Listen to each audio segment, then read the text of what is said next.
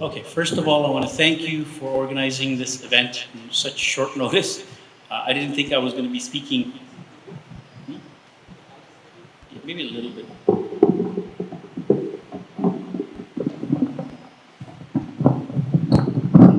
Yeah, that's good.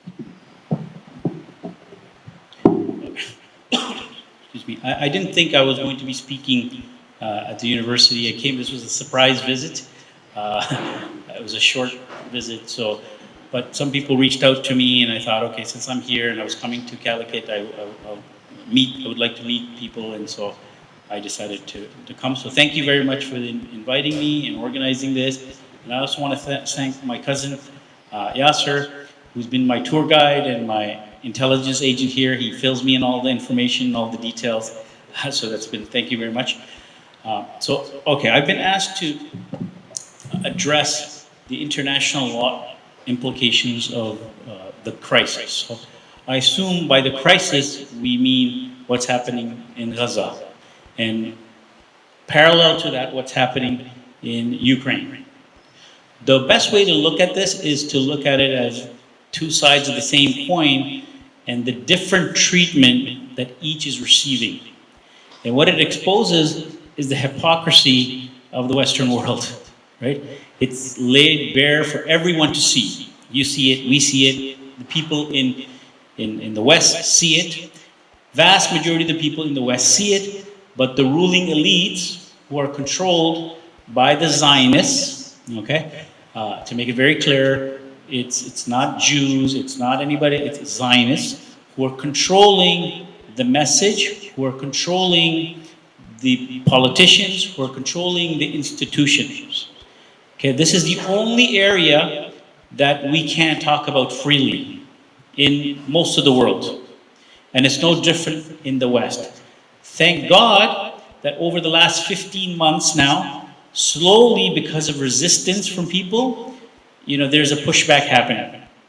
And so that's a good sign. But what does this mean for international law? I believe that Gaza may, if we don't turn the course of the direction here, it may be the graveyard of international law. Like it is the graveyard of, I've written an article in Newsweek, I called it the graveyard of Western liberal values. Because free speech, human rights, equality, all of these nice international law, rule of law, order, all of these nice sounding terms and expressions are not being applied here. This is the only area where it's not being applied. Right? So whether it's in the political arena, in the international global arena, we have, after the Holocaust and all of what we went through, people went through, we had the Hague Conventions, we had the Universal Declaration of Human Rights in 1948, the International Covenant on Civil and Political Rights, the International Covenant on Economic, Social, Cultural Rights. These three documents form the International Bill of Rights. The international law is supposed to be derived from these in times of peace. Then in times of war, you have international humanitarian law. Okay, the international humanitarian law talks about, the main documents are 4 conventions, the 4 Geneva Conventions. 3 of them talk about military situations, prisoners of war, etc. The 4th Geneva Convention talks about the treatment of, civilians.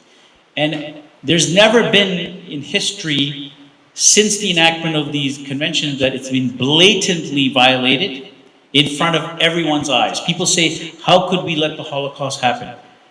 What kind of people will let the Holocaust? Well, the same kind of people that are letting what's happening in Gaza being broadcast to you, that's who's letting this happen. Right? So criticizing this is an important thing for all of us. All of us must speak up. There's a fear of addressing this, especially in the Western world. There's a fear because what happens the moment you start talking about this issue, you're branded anti-Semite. Thank God the majority of the people who are opposing this, or the main people in the forefront opposing it, are Jewish people. And they're labeled self-hating Jews. So you're either a self-hating Jew or you're an anti-Semite. I'm considered an anti-Semite. I am not an anti-Semite. I am anti-Zionist. But, if you Google me, just like many other people who speak out on this issue, I'm automatically deemed a anti-Semite. And so that tells people to shut up. Don't say anything. If you want a career, if you want appointments. So I was selected to be appointed to a court in Canada as a judge. I passed the exam, got through. I never wanted it, but I just went through the process to see what happens. Went through the process, met with even the assistant of Trudeau, had a long meeting, everything approved, and then silence. So then I messaged, what happened? Silence. And then I heard from inside sources, I'm anti-Semitic. Who did that? This is well before October 7th. This is long before October 7th. So because any criticism of Israel is considered anti-Semitic. Similarly, any criticism of Saudi Arabia is not considered Islamophobic. Any criticism of Iran is not considered Islamophobic. So why the difference? The difference is the powers of the people who control. Even progressive elements, even progressive legal scholars, progressive professors, all the people who are in the forefront of everything progressive, they're known as PEP. You know what PEP stands for? Anyone? Progressive except for Palestine. Right? They're progressive in every single thing. But when it comes to Palestine, no, we can't. People will privately criticize, but publicly they won't. And they tell me, everyone I know tells me, whoa, tone it down. You're not going to get promoted. You're not going to get a job. But I and many other people I know in my circles, we don't care because you don't want to be living in a prison, in a mental prison. If you can't speak freely, what's the point of being a professor? What's the point of being a columnist? You're supposed to have free speech rights. Okay? So the implications of this is really serious because when you undermine the rule of law, when you undermine international law and there's no respect of international law, then the people follow as well. Because people will start thinking, well, why do we need to follow rules? Countries don't follow rules. They bend and pick and choose, right? The problem with international law is power governs. As you all know, power is what dictates. There's no enforcement power behind international law. Right? That's why it doesn't get enforced. Why doesn't it get enforced? Because there's, the United Nations is set up to implement international human rights law, international humanitarian law. There are two, as you know, there are two bodies, the General Council, the General Assembly, and the Security Council. So the General Assembly can vote, majority vote, to do something. It's not law. It's not binding law. It could develop into binding law over time, and that's what we're hoping that happens in this situation, because international law is formed by different things. Treaties, customary law, jus cogens, erga omnes, opinion juris, all of these are basically formed over time. So by General Assembly continuously voting on something over time, you could change international law. Okay? But that's a long-term process. Immediate way to form international law, the Security Council does it.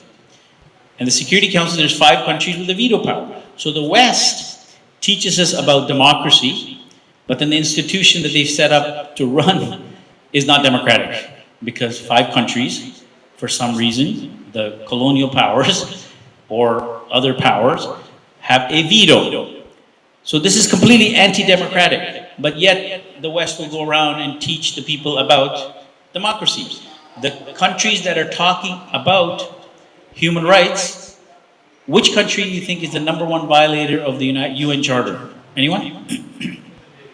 America, #1 violator of the United, yet it's the one saying, we stand for human rights, blah, blah, blah. And the second one is Israel. Right? So you can already see the hypocrisy and the blatant double standards here. Right? Because at the end of the day, the United States is a military-industrial complex that needs war. Yes, they'll go around making peace here and there for economic reasons, but really at the end of the day, they need war. The military machinery needs war. And that's what you're seeing here. Who do you think is going to go rebuild Gaza? If first of all, assuming that it's not taken by Israel, who do you think is going to go and rebuild? It's going to be American companies, Western companies, right? UK, France, US. So this is their objective. So I don't want us to think that, international law is going to solve the problems. International law could solve it over long term, but that doesn't mean that we should insist on observance of international law. International law, people say it's not law because it doesn't get enforced. That's not true, because international law says it doesn't need force to be enforced. Countries are supposed to enforce them. And you're seeing that now with the ICC arrest warrant for Netanyahu. Okay? Many countries are saying we will arrest. But US is using economic power. Even when Canada said that they'll arrest Netanyahu, will abide by the warrant, what did the US say? Well, we'll sanction you. And imagine for Canada, which is 80% dependent on exports to the United States, they're not gonna. Just like you and I, majority of the people say, I can't say anything because I'll lose my job. So similarly, Canada can say, well, I can't say anything because all these people will lose their jobs, right? So we have to see this in the big picture as well. Why are countries not saying anything?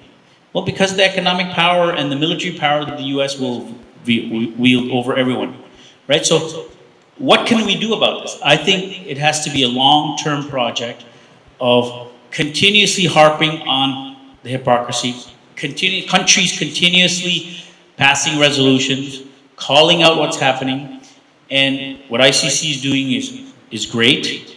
What the ICJ, so there's two courts, the international civil courts for states, the ICJ, and then you have ICC, which is the criminal courts. So you have both have not come out strongly against Israel. And leading experts, more and more of them are saying this is not only a genocide. Okay, before people were reluctant to call it a genocide, it's clearly, according to all major experts, it's a genocide. It's not only a genocide, it's a medicide, it's an ecocide, it's herbicide, it's every kind of side that you can imagine. Social side, because they're basically wiping out these people, right? So I think it's important, incumbent on the public to continue speaking out on this issue, because we are changing public opinion. So I know even internally in the Jewish community, there's a huge problem. All the major protests in the US, in Canada, are led by non-Zionist Jews. So just to see the exchange that happens, I was, we follow each other. David he's a speechwriter former speechwriter for George Bush. And so he's tweeting, he lives in Los Angeles, where I am right now, and so they shut down the 110. 110 is a big highway, it's like your NH66 or whatever you call the highway. So it's like a big highway. They shut it down. About 100 Jewish people saying Jews against genocide sat down, young people. They blocked the entire, and that's crazy. Los Angeles already is chaos with traffic. So when they do that, everything shuts down. And so he tweets, what is wrong? Who are these people? Why are they crazy? There's no genocide, and what are they doing? Who are these people? And so another intellectual, Jewish intellectual, writer, he tweets back at him saying, David, you know who they are. They're your relatives, and they're your relatives' children, Jews, right? Who are fed up with the lies that they've been promised. So this is like interesting, because you would never have seen this exchange. This is like, no way. They always kept this, unity. That's falling apart. It's huge. I remember I used to, like even 30 years ago, I started debating on this issue, Israeli-Palestinian issue, and I would go on TV, and there'd be two of us, me and Muhammad al-Rashidi, he's a Muslim lawyer as well. We would debate two guys from the Canadian Jewish Congress and B'nai B'rith. And we would debate and have a heated argument, and then afterwards, it became a regular thing, so we would go in the green room after, and we chit-chat casually, and then we said to them, how are you guys so united? They were never united. They're just united on this when it came to the public. Behind the scenes, they were fighting, and they disagreed. But in public, we never showed in public. They were being frank with us. Meanwhile, Muslims, even coming here, one of the things I've noticed here is there's so much labeling, right? I don't see this as much in Canada and US. You're a Muslim, okay? Because when they come to kill you, they're not gonna ask you, are you carrying a Jamaat card? Are you carrying a Mujahid card? Are you carrying a Sunni card? Muslim was Muslim. In fact, the people who got attacked in Canada and US after 9/11 were Sikhs. They thought they were Muslims. They don't care. So this identity that I see here, one of the biggest thing I've noticed here is this reluctance to, like we have, the unity is lacking, I think. And I really think that people ask me, what is Islamophobia a threat? Yeah, of course it's a threat, but a bigger threat is our lack of unity. Right? Because we have our enemies outside are much bigger and much stronger and bigger issues than the internal issues we have. And it's interesting because I'm kind of veering off, but just because this is a really important point that we have to be united in confronting with the challenge you have, right? So myself and Shima Khan, the two of us in 1996 we founded CARE Can, which has now become the National Council on Canadian Muslims. We were both like hardcore Islamophobia activists. And, over time now I'm thinking, you know what, bigger threat than Islamophobia is, our worst enemies are ourselves. Because we're fighting with each other. And I independently came to, and I was planning to write something about it, this whole internal problem. And then I met her after years, because we founded it years ago, then we went our separate ways. And I said, Shima, what do you think is the biggest problem for us? She said, you know what? Muslims are our worst enemies, our own worst enemies. And that's what I see when I come here. Just even, to even participate in an event organized by one different faction of a Muslim community is considered, oh, you're going to that? But they're like this. Yeah? So what? We agree with 90% maybe, right? So I think this is something I think we need to overcome and challenge and educate the young people. I think we're planting the young people with the seed of division. And they take it up. But when they leave the country, they don't have that anymore. Because when they come over there, the same people don't have that. They realize, well, you know what? We're being attacked by these people who consider you anybody Muslim. Okay? So anyway, getting back to the topic. So international law is in crisis. And if global shift doesn't happen in this area, I think we're going to have global catastrophe because the rule of law is not being followed. Now, what do I see happening down the road? The good thing that I see is because of all this hypocrisy, double standards, it all coming out, and then the public being educated through social media, okay, there's a transformation happening. The young generation are not going to accept this. I hope the same thing is happening in India. I did watch a comedian an Indian comedian, really good. I forget his name now. Some Fernandez. I would urge you to watch him. He's a Christian comedian. He was performing somewhere in Bangalore. It was like he's like, wow, I didn't know this kind of people existed, that they were actually, educating. He did a really good segment where he talks about a family, a couple who dropped off a puppy at a pet spa. Some elite people in Bangalore or wherever he is, right? And that puppy, instead of being taken care of in the spa, was beaten up, right? And then they videotaped it and they uploaded it. When it went viral, people gathered, they found out where the house, they gathered, they swarmed the place, they beat them up, took the pet and gave it to the police, and they addressed the issue. Okay? So he says, and then we see what's happening in Gaza. I think what we need to do is drop some puppies there. Then all these people will go and rescue them. Basically saying the humanity is there for a puppy, but he does a much better job. I would, watch him, Indian comedian Fernandez or something. Really good, but he taught, and the audience initially was like scared, right? They weren't laughing much, but then later he got them. So he used this power tool to kind of show what's happening and why we're silent, and the crowd completely became on his side after, right? So we have a job to do to educate people to oppose what's happening, because if we don't speak up, it's going to be chaos for everyone. Anyway, what I see happening, at least in the West, is people are opening their eyes. And I think Israel is in trouble. So having following this for the past 30 years, I think this is the turning point for Israel.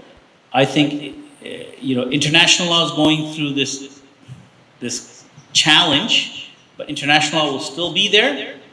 And I think over time, the customary law and the legal framework will still sustain itself. Okay, hopefully, when Israel kind of dismantles itself, I think that we are seeing kind of the last pants of it. Okay, why do I say that? Because they keep it hush hush, but about 2 million people have left Israel. And there's hundreds of thousands of businesses that are bankrupt. They're facing boycotts from all kinds of people. Okay, I know at my own school, law school, the faculty, there's so many professors who used to live both places, they've left. They've packed their bags and they've moved to the United States permanently. They're bringing their parents, right? And so when I actually researched it, they said 2 million people. That's a huge number to voluntarily leave, right? So this means that Israel, it's only sustaining because the U.S. is feeding it. Unfortunately, now with Trump, he's so unpredictable. We don't know. He might continue. He might give more money, right, or hopefully less. But he's unpredictable. Anybody who tells you they know what Trump is going to do doesn't know what they're talking about, because he wakes up one day, says one thing, next day says something else, right? So I think this is the end of Israel as we know it. It's just a matter of time now, right? So globally, the implications on international law was like it's undermined and it's exposed to people what a hypocrisy and what in order to save a colonial implant, a white supremacist colonial implant, which is what Israel is, okay? There's no ifs, ands, or buts. It's clearly a white supremacist colonial implant in the Middle East. In order to protect that, they've destroyed the entire infrastructure, or put in crisis the entire structure of international law as we know it. Because when I went to law school, if somebody told me that, somebody will blatantly break the law like this and get away, I would never believe it. I would never go to law school. What's the point? Right? What's the point of going to law school if you're taught all these great ideals and then there's no consequences for breaking them so blatantly? Right? So how are they doing it for a colonial implant? Lindsey Graham, he's a senator who's like very hardcore, right? He actually tweeted, so blatant hypocrisy. When the arrest warrant was issued for Putin, he said, ICC, the great institution that's upholding the justice system in the world, has issued an arrest warrant for Putin, and this is the great. And then, and I tweeted both his things out, saying, when Netanyahu, what is the ICC? This must be dismantled. This is, completely opposite. It's so blatant that people who follow this see the hypocrisy. So they've lost their moral high ground that they can dictate, right? They could never dictate in the past either, but it wasn't so openly blatant. Now it's openly blatant. And I think it's our job to educate. I don't know how many of you are professors or teachers or influencers. I think it's our job to educate. I personally see it myself. Like, I do a lot of social media posting, public speeches like this all over. There's a huge shift, okay? Even in my own law school, when I first started, to show you how the change, okay? I'll give you my personal example. When October 7th happened, I was speaking at a National Association of Muslim Lawyers conference in Washington, D.C. So we had 300 lawyers. We didn't even know what was happening, but 300 Muslim lawyers gathered. And then some person said, hey, did you hear what happened in Israel? We're like, oh my God, this is going to be crazy. Because the whole climate scene, remember there was so much sympathy for Israel, and you're afraid to even say anything. And so on Monday, I wrote an article, and I sent it to my editor of the Toronto Star. He was a little reluctant because it was still fresh. And I said, no, you can't side with Israel blatantly. Still, right? So before I published it, I called my editor. And I said, I called my dean. I said, hey, I'm going to write something about this. She said, what are you going to write? I said, this is what I'm going to write. She's like, just be careful. I said, you know what? I won't put Southwestern name on there. I'll just take Southwest. So I just put Faisal Kutty is a lawyer and law professor without any affiliate, because they were so scared. Why are they scared? Because the funding comes from Zionists. They use their money for this. Our people, sad to say, are either using their money to build more and more masjids, because mosques, and I don't have a problem with mosques, but when you have, like in Toronto, you have over 120 mosques. Okay, for Fajr prayer, maybe there's like, $3 million mosque and 5 people. What is the purpose of this? Right? A lot of people in Canada and US don't like me when I speak about this, but I'm just being frank. Because they come to me as a lawyer to set up an institution, and everyone wants to have their own mosque. Right? That money should be directed to this kind of stuff. Advocacy, education, think tanks. We don't have anything serious because there's no lack of funding. But we have so much money in our community. Even in the Middle East, all that money is going towards gold-plated Lamborghinis and whatever it is that they do, right? So why is that not? So this funding is funding this. So the dean was afraid because they'll cut funding. So I told her, I said, listen, you didn't say anything to me when I wrote articles against Saudi Arabia. You didn't say anything to me when I wrote articles against Pakistan. You didn't say anything to me when I wrote articles against Iran. You don't say anything when I are in Turkey. You don't even say anything when I write against the United States and Canada. So what's so special about Israel? So she's like, okay, yeah, you're right. You should be doing it. You're an international person. You have to write, but just be a little careful. She was also concerned for me. But the good thing is, this resistance, more and more people did it, and I was up for my renewal for 1 year. I get a 1-year contract. So they were going to renew my contract. And you know what she did? She was so scared. She said, apply right now before it gets too hot. Right? She told me to apply. And she made sure she set up a committee. And those committee people were in favor of free speech. And they approved me for 5 years. But it went to the board, and the board didn't make a decision. Usually you take 2 weeks. 3 weeks they noted. 4 weeks noted. 5 weeks noted. 2 months noted. 3 months, no decision. So I called the dean, what's going on? I said, oh yeah, the committee approved you, I've approved you, but it's gone to and I bet you what happened, well, I know what happened is the Zionist professors, they wrote to their friends on the board to basically say, hey, this guy, we don't know if we want to renew him, because they have to approve. But, Allah works in mysterious ways. When I started doing this, my wife said to me, oh, you're going to lose your job. So I said, you know what? If I lose my job, that's okay, we'll find something else to do, right? But Allah's the one who provides, right? God provides. And so I told her, like, if it's meant to happen, otherwise, I'm not doing anything wrong. When I'm an international legal commentator, if I can't talk about this, other people can say, I'm an engineer, I don't need to talk about it. But I can't say that. This is what I'm supposed to talk about. A dentist, doctor, they can talk about the medical things of it. But if I can't say this is international law violation, then what's the point of my job? So I said, I'm going to do it. And you know what happened? Allah worked in mysterious ways. She not only set up this committee to do the 5-year, and the committee unanimously voted for me, including 2 Jewish non-Zionist professors. By that time, I had written like 18 articles. 2 years before, I wrote like 3 articles in the entire year, right, on different topics. After October 7th, I wrote 18 articles attacking Israel. So they see the blatant, right? And guess what happened?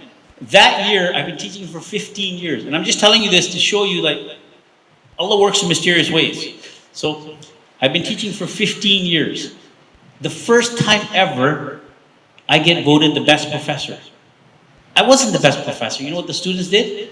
To protect me, they mobilized majority, there's maybe 2 Muslim students there. All the, 400, 500 students, I don't know how many voted, but they all voted me the best professor, only because they wanted to send the message that if you fire him, there's going to be consequences. And alhamdulillah, within a week of them nominating me best professor, I got the 5-year appointment. So now I'm their thorn in their back for another 5 years, right? So I think, and then the good thing that also happened is more and more people got courage to speak. Not just because of me, but because so many people were doing this. And 1 or 2 people doing it, they can squash you. But so many doing it, it's hard for them to squash us now. And so what happened is it's gained momentum that the same dean who was afraid to, who's telling me, hey, be careful. You know what they did? I was shocked. By December, end of December, January last year, I go back after my winter break and I look at the law school website. Even the article, the harshest criticism saying that US is controlled by Zionists, they put on their front page of their law school website. Complete transformation, right? It's because those thousands and thousands of people who were objecting and pushing and changing the context. International law is done similarly. When the masses do this, it becomes customary law. Remember, the treaties are what countries sign.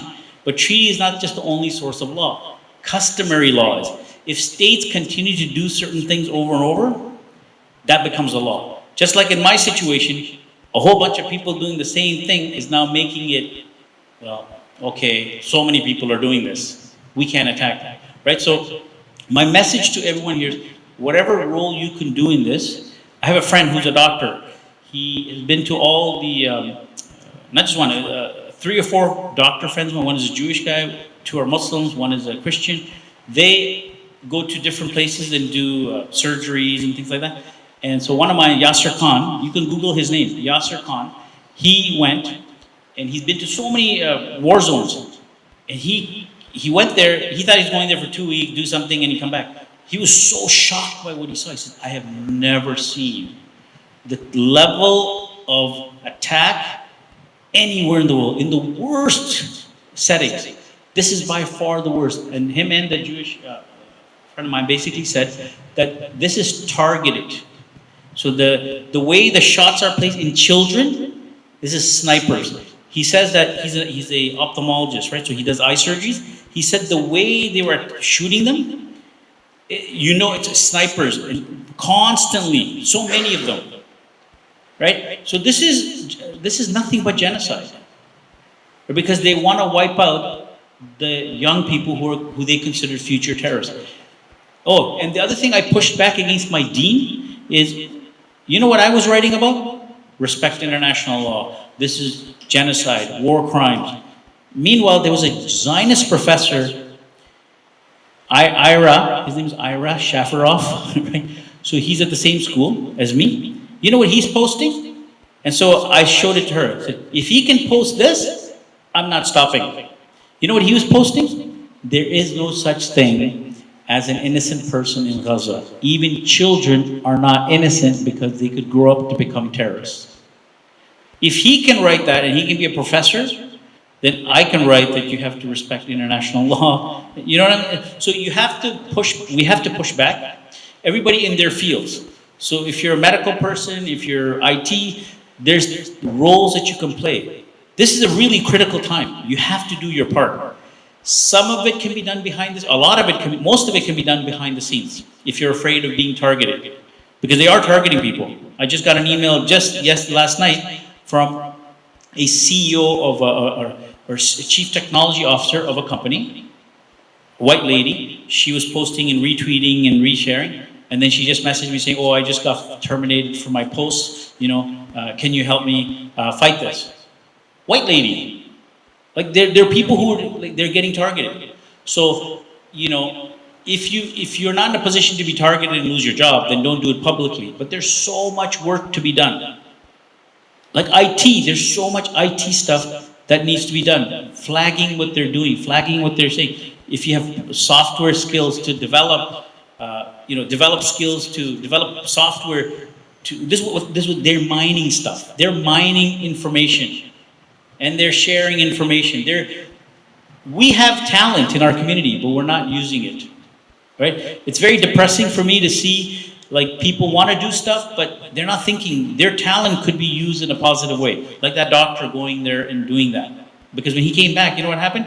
All the news shows did hour interviews with him, 50-minute interview. And so it's changing public perception, right? When people hear that, they go as doctors, whatever. And then they issued a statement just last week, I think 200-300 Canadian doctors came together and issued a statement saying this has to happen. This, the Zionists are controlling even the entry to the medical school. So it's all being exposed now, right? If you don't fight back, then we have only ourselves to blame.